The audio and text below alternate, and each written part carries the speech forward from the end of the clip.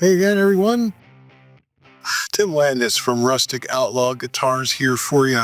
As you can see, we just finished up the route for the third middle pickup on this guitar.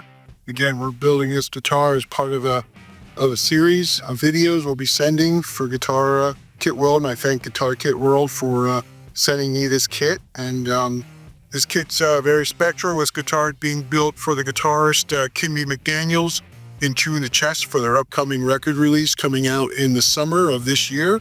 And this kit's going to be built around the Civil War, so this guitar will have a special theme that we're working on to get changed out. So as you can see, I got all the routing done for the third pickup.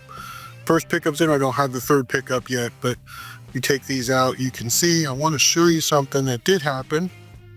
Had one little blowout there. You can see that right there, so we'll glue that. You won't see it, it'll be covered with the pickup rings, but everything's routed.